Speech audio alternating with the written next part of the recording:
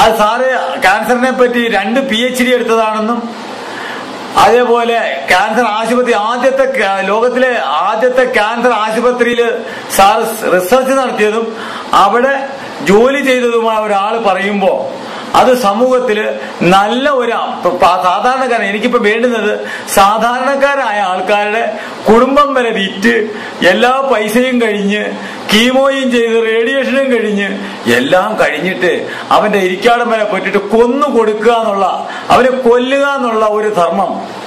ഇത്രയും ഞാൻ പറയാനുള്ള കാരണം ഉണ്ടായത്, എറണാകുളത്ത് ഇപ്പോ 2.5 കോടി രൂപയുടെ ഒരു ആശുപത്രി വരുന്നു, ഗവൺമെന്റിന്റെ 2000 കോടി ഒരു ആശുപത്രി വരുന്നു. സൂപ്പർ ഹൈടെക് കൊലപാതകം അല്ലാതെ ഞാൻ ഇതിനെ ഒന്നും കാണുന്നില്ല. അതിനെപ്പറ്റി സാറിന്റെ ഒരു ധാരണ ഒന്ന് പറഞ്ഞാൽ, ഈ ഞങ്ങളെപ്പോലുള്ള പാവങ്ങൾ കിടന്ന് കഷ്ടപ്പെടുന്നതിനെ എങ്ങനെയെങ്കിലും എനിക്ക് രക്ഷിക്കാൻ പറ്റുമോ ഇല്ലയോ നോക്കാൻ വേണ്ടി നടക്കുന്ന ഒരു ട്രയലാണ് ഇത്. സാറിന് എന്ത് പറയാനുണ്ടോ ഒന്ന് പറഞ്ഞോളൂ.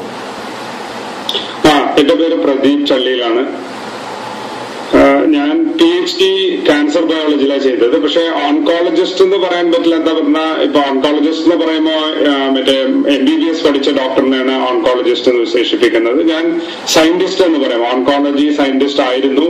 15 വർഷമായിട്ട് ഫുഡ് സയന്റിസ്റ്റ് ആയതുകൊണ്ട് ഞാൻ ആ ടൈമില് ഓൺകോളജിയിലാണ് വർക്ക് ചെയ്തത്. PhD റിസർച്ച് എല്ലാം ചെയ്തു. സാർ ഒരു മിനിറ്റ്, ഞാൻ ഇതിന്റെ ഇടയ്ക്ക് കാര്യം അതൊന്ന് ക്ലിയർ ചെയ്യാണ്.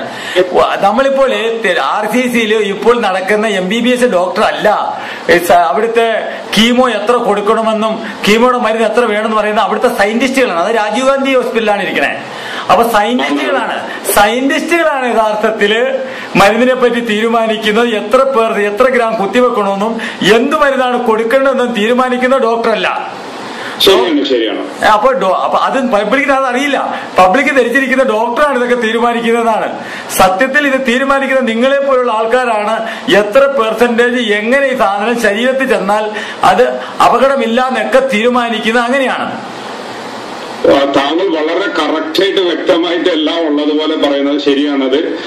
ഇന്ന് മറ്റേ ഓൺകോളജി മാത്രമല്ല, ബാക്കി എന്ത് മരുന്നാലും ഇപ്പൊ ഡോക്ടേഴ്സ് സാധാരണ MBBS പഠിച്ചു കഴിഞ്ഞ് പിന്നെ മരുന്നുകൾ അവര് പ്രിസ്ക്രൈബ് ചെയ്യുമ്പോ ഈ കമ്പനിക്കാര് പറയുന്നത് അനുസരിച്ചാണ് അവര് മരുന്ന് പ്രിസ്ക്രൈബ് ചെയ്യുന്നത്. കമ്പനിക്കാര് വന്ന് പറയും ഇതാണ് മരുന്ന്, റെപ്രസെന്റേറ്റീവുകളെല്ലാം വന്ന് പറയണത് എല്ലാം ഡോക്ടർമാര് അത് കേട്ടിട്ടാണ് അവര് ചെയ്യുന്നത്. അപ്പോ അതുപോലെയാണ് ഈ ക്യാൻസറിലും ഓൺകോളജിസ്റ്റ് എന്ന് ചികിത്സിക്കുന്ന ഡോക്ടർ പോലും സയന്റിസ്റ്റുകൾ ഇപ്പൊ ലേറ്റസ്റ്റ് എന്തായത് നിങ്ങൾ പറയുന്നത് പോലെ കീമോ ഇത്ര കൊടുക്കാം, ഇതെല്ലാം അവരുടെ ഗവേഷണത്തിലൂടെ പറയുന്ന കാര്യങ്ങളാണ് ഡോക്ടർമാർ പറയുന്നത്. അത് ശരിയാണ്. അപ്പൊ ഈ ഓൺകോളജിസ്റ്റ് ഇപ്പൊ താങ്കളുടെ ചോദ്യം ആദ്യത്തത്, ഇതെല്ലാം ഇത്രയും പൈസ എല്ലാം മുടക്കി നമ്മള് ഇപ്പൊ ക്യാൻസറിന് വേണ്ടി ചെയ്തു. ഒന്നാമത്തെ ചോദ്യം, ക്യാൻസറിനെ കുറിച്ച് ഇപ്പൊ എല്ലാവർക്കും എല്ലാം അറിയാമോ എന്ന് ചോദിച്ചാൽ ഇപ്പോ ഇല്ല. ഈ ഒരു 2 ദിവസം മുമ്പ് ഞാൻ MITയിലത്തെ ഏറ്റവും വലിയ ഒരു ഓൺകോളജി റിസർച്ച് നടത്തുന്ന ഡോക്ടർ വൈൻബർഗിന്റെ ടോക്ക് ഞാൻ കേട്ടു. പുള്ളിയുടെ ലാബിൽ ഇപ്പൊ നടക്കുന്ന റിസർച്ചിനെ കുറിച്ച് പറഞ്ഞു. ഒരു ക്യാൻസറിനെ കട്ടി ഇപ്പൊ ബയോപ്സി എടുത്ത് നോക്കി അവര് അതിനെ വേർതിരിച്ച് നോക്കുമ്പോൾ അതിലത്തെ ആ ഒരു ക്യാൻസറിന്റെ ഇതിൽ നിന്ന് എടുത്ത സെല്ലുകളെ പല എലികളിലും കുത്തിവെച്ച് നോക്കുകയാണ് ചെയ്തത്. നോക്കുമ്പോൾ അതില് ചില എലികൾക്ക് ക്യാൻസർ ഉണ്ടാവുന്നുണ്ട്, ചില എലികൾക്ക് ക്യാൻസർ ഉണ്ടാവുന്നില്ല. പുള്ളി എന്താ പറഞ്ഞത്, ഒരു മുഴയിൽ പോലും എല്ലാ സെല്ലുകളും ക്യാൻസറിന്റെ എല്ലാം ഒരേ തരത്തിലല്ല, ഓരോന്നും വ്യത്യസ്തമായിട്ടുണ്ട്. അപ്പൊ ക്യാൻസർ എന്ന് പറയുന്നത് നമ്മൾ വിചാരിക്കുന്നത് ഒരു മുഴ വന്നു കഴിഞ്ഞാൽ അതിലത്തെ ആയിരക്കണക്കിന് സെല്ലുകൾ ക്യാൻസർ സെല്ലുണ്ട്, എല്ലാത്തിനും ഒരേ പ്രകൃതിയിൽ. അതിൽ ചിലത് മാത്രം ക്യാൻസറിന്റെ തന്മയുള്ളതുണ്ട്, ചിലതിൽ അല്ലാത്ത തന്മയുണ്ട്. അപ്പൊ ഇങ്ങനെ പുള്ളി തന്നെ പറയുന്നുണ്ട്, ഇന്നും നമ്മൾക്ക് ക്യാൻസറിനെ കുറിച്ച് മുഴുവൻ അറിയുന്നില്ല, നമ്മളിങ്ങനെ പഠിച്ചുകൊണ്ടിരിക്കുകയാണ് എന്ന് ഒരു ലോകത്തിലെ ഏറ്റവും വലിയ ഒരു ക്യാൻസർ സയന്റിസ്റ്റ് പറയുന്ന വാക്കാണത്. നമ്മളിങ്ങനെ പറഞ്ഞുകൊണ്ടിരിക്കുന്നു. അതേമാതിരി തന്നെ പലതും മുൻപിൽ അറിഞ്ഞതുപോലും തെറ്റിദ്ധാരണകളായിരുന്നു, അതിനെ തിരുത്തിക്കൊണ്ടിരിക്കുന്നത്. ഏറ്റവും വലിയ ഉദാഹരണം, കഴിഞ്ഞ കൊല്ലം അപ്പൻഡിക്സിനെ കുറിച്ച് ഇങ്ങനെയാണ് വാചകം സയൻസിൽ വന്നത്, ഇപ്പൊ മെഡിക്കൽ ബുക്കുകളെല്ലാം തിരുത്തി എഴുതേണ്ടി വരും. എന്താ പറഞ്ഞ, അപ്പൻഡിക്സ് ഇതുവരെയും ഒരു ആവശ്യമില്ലാത്ത ഒരു ഓർഗൻ ആയിരുന്നു വിചാരിച്ചു. പക്ഷെ ഇന്ന് നമുക്കത് ഏറ്റവും വലിയൊരു ഇമ്മ്യൂണിറ്റി പ്രതിരോധ ശക്തിക്ക് തന്നെ ഒരു നല്ല ഒരു പങ്ക് അതിനുണ്ട് എന്ന് നമ്മൾ മെഡിക്കൽ ബുക്ക് തിരുത്തി എഴുതണം എന്ന് സയന്റിസ്റ്റുകൾ പറയുന്നുണ്ട്. അങ്ങനെ ഒരുപാട് കാര്യങ്ങൾ മുമ്പ് അറിഞ്ഞതും ഇപ്പൊ മാറി വരുന്നുണ്ട്. എന്താ ഇതിനുള്ള കാരണം എന്ന് പറഞ്ഞാൽ, ഒരു താങ്കൾ പറയുന്നത് പോലെ ശരീരത്തിനെ മൊത്തമായി കാണുന്ന ഒരു എഡ്യൂക്കേഷൻ നമുക്കില്ല. എല്ലാം ഇങ്ങനെ തനിതനിയായിട്ട് നോക്കുന്ന പോലെ. പക്ഷെ എല്ലാം കൂടി ഒരുമിച്ച് നോക്കുമ്പോൾ പല കാര്യങ്ങളും തീർച്ചയായിട്ടും അറിയാൻ പറ്റും. പക്ഷെ അത് നമ്മൾ അതിലേക്കുള്ള ഡീറ്റെയിൽ പോകുന്നില്ല. അപ്പൊ ഒന്ന്, ക്യാൻസറിനെ കുറിച്ച് പൂർണ്ണമായി അറിയുന്നില്ല, നമ്മള് പഠിച്ചുകൊണ്ടിരിക്കുന്നു. അതിൽ എലികളെ വെച്ച് പരീക്ഷണങ്ങൾ നടത്തുന്നുണ്ട്.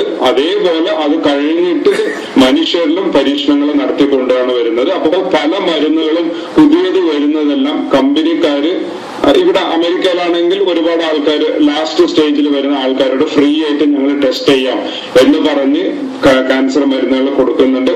അങ്ങനെ ആർക്കും അത് വിജയമൊന്നും പറയാൻ പറ്റില്ല. വിജയം എന്ന് പറഞ്ഞാൽ എന്താണ്, കുറച്ചു കാലം 3 മാസം മരിക്കുന്നത് ചിലപ്പോൾ 4-5 മാസങ്ങൾ നീട്ടിക്കിട്ടുന്നുള്ള ഒരു ഇതിനെ അവർ വിജയം എന്ന് പറയും. അപ്പൊ ഇതെല്ലാം താങ്കൾ പറയുന്ന പോലെ ഇന്ന് കേരളത്തിലെ ജനങ്ങൾക്ക് എല്ലാവർക്കും ഇത് അറിയില്ല.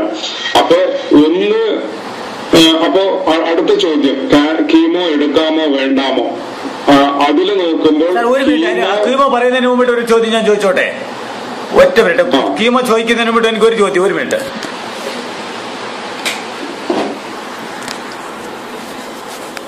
കീമോയുടെ കാര്യം പറയുന്നതിന് മുമ്പ് എനിക്ക് അറിയണമെന്നൊരു ചെറിയൊരു കാര്യമുണ്ട്. അത് എലിയുടെ പുറത്ത് ടെസ്റ്റ് ചെയ്തോ എലിയുടെ ശരീരവും നമ്മുടെ കോശവും ഒരുപോലാണോ ഇരിക്കണത്? ഒരു തലത്തിൽ അത് ശരിയാണ്, ഏത് തരത്തിൽ ശരിയല്ല. ഓരോ മനുഷ്യർക്കും ശരീരത്തിലെ വ്യത്യാസങ്ങൾ ഉള്ളതുപോലെ ഇരിക്കുമ്പോൾ തീർച്ചയായിട്ടും മനുഷ്യർക്കും എലികൾക്കും വ്യത്യാസം ഉണ്ടാവും. പക്ഷെ ചില ഫങ്ഷണാലിറ്റീസ് ഒരേപോലെ ഉണ്ടാവും. അതുകൊണ്ടാണ് ഒരു എലികളുടെ പരീക്ഷണം നടത്തുന്നത്. അത് മുഴുവനും ശരിയെന്ന് പറയാൻ പറ്റില്ല. അതാ ഇപ്പൊ സയന്റിസ്റ്റ് ആയിട്ട് പറയുമ്പോൾ അത് മുഴുവൻ അതിന് ശരിയായി തോന്നും. പക്ഷെ നമ്മളത് വേറെ തലത്തിൽ ആലോചിക്കുമ്പോൾ അത് ശരിയല്ലെന്ന് തോന്നും. ഒരു ഭാവനയില്, ഒരു കേൾവിയില്, ഒരു നോട്ടത്തില്, ഒരു സ്പർശത്തില് മാത്രം ആന്തരിക അവയവങ്ങളെ മൊത്തം ഉണർത്തിയെടുത്തു പ്രവർത്തിപ്പിക്കാൻ ശേഷിയുള്ള രീതിയിലാണ് നമ്മുടെ ഈ ബോഡിയുടെ സ്ട്രക്ചർ. ഒരു ഭാവന മാത്രം മതി. മേളിലോട്ട് ഒരു രോഗിയെ താഴെ നിന്നും മേളിലോട്ട് കൊണ്ടുപോകുമ്പോൾ കളിച്ച് ചിരിച്ചു പനിയാണെന്ന് വിശ്വസിച്ചു പോയവൻ മേളിൽ ചെല്ലുമ്പോൾ അവനോട് ക്യാൻസറാണെന്ന് പറഞ്ഞാൽ അവനെ താഴോട്ട് കൊണ്ടുവരുന്നത് സ്ട്രക്ചറിലായിരിക്കും. അപ്പോൾ ഏറ്റവും വലിയ ഭാവന, ക്യാൻസറിന്റെ ഏറ്റവും വലിയ ക്യാൻസർ എന്ന് പറയുന്നത് നമ്മുടെ മനസ്സിൽ തന്നെയല്ലേ? താങ്കൾ പറയുന്നത് ഒരു തലത്തിൽ അത് ശരിയാണ്.